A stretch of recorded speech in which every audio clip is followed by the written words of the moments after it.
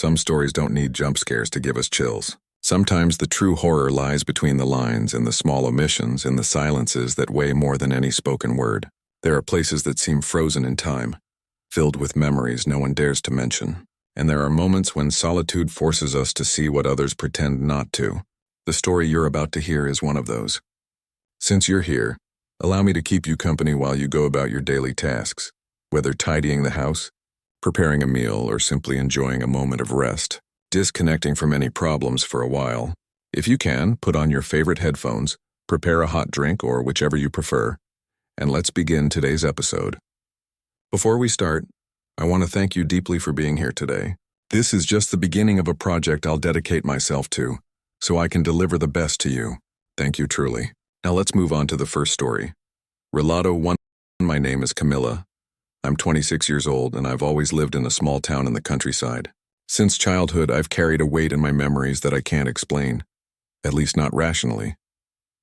The story I'm about to tell happened when I was only 8 years old, but it still haunts me to this day. I used to spend my afternoons at my Uncle Eustachio's house, an old creaky place that always seemed to hide something behind its walls. My cousins and I would play in the backyard until the sun went down, but there was one place we were strictly forbidden to enter: the attic. One day, curiosity got the better of me. While everyone was busy in the kitchen, I climbed the narrow stairs to the attic. The air was heavy, filled with dust, and the wooden floor groaned under my weight. As I reached the top, I noticed something unusual: a small door half hidden behind old boxes.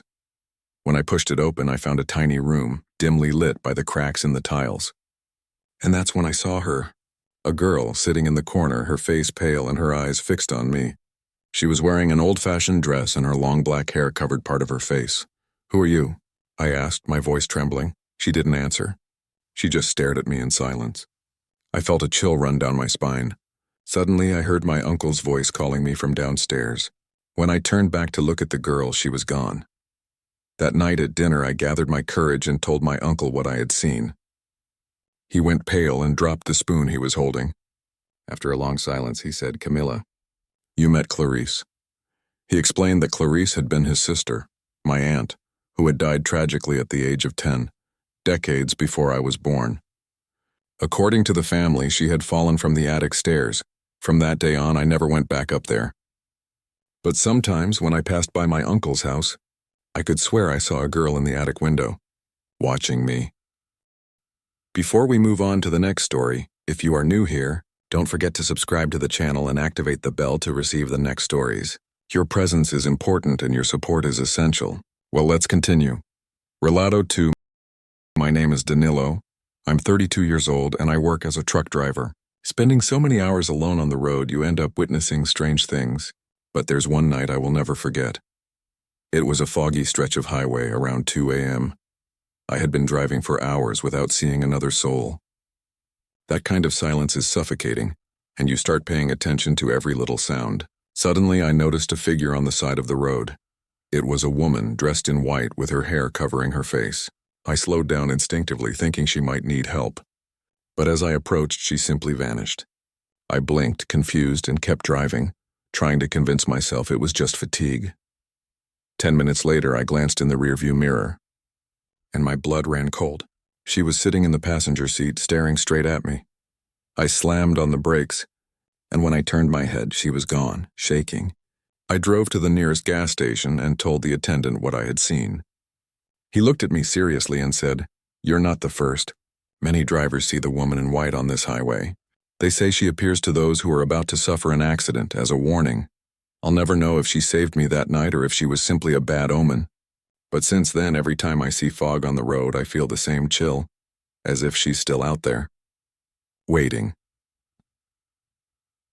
Before we move on to the next story, if you are new here, don't forget to subscribe to the channel and activate the bell to receive the next stories. Your presence is important and your support is essential. Well, let's continue. Relato 3. My name is Tatiana. I'm 26 years old and I work as a night nurse at a hospital. I'm used to strange situations, patients who talk to themselves, people who claim to see things that aren't there. But nothing compares to what I experienced a few months ago. It was around 3 a.m. The hospital was almost silent, and I was checking the patients' rooms.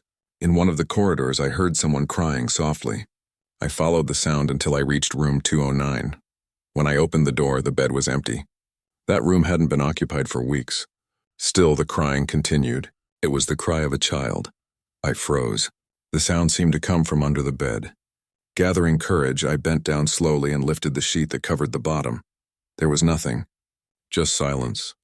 I stood up quickly, but when I turned to leave, my heart nearly stopped. On the bed was now a child, no more than 7 years old, pale, with dark eyes staring at me. Before I could react, he whispered, "Don't let him find me," and disappeared right before my eyes. Terrified, I ran to the security room and asked them to check the cameras. In the footage, I appear entering the room and then talking to no one. The strangest part? Room 209 belonged to a boy who died years ago, after being brought in with multiple injuries. They say he was running away from someone when he was hit by a car. Since that day, I avoid walking alone down that corridor, and every time I pass by room 209, I swear I can still hear the crying. Well, everyone, we've reached the end of our first episode. If you're still here, you're part of the beginning of something very special. I really appreciate your company. I wish you a good night and a great rest. See you next time. Last one to leave, please look back and make sure no one else is left.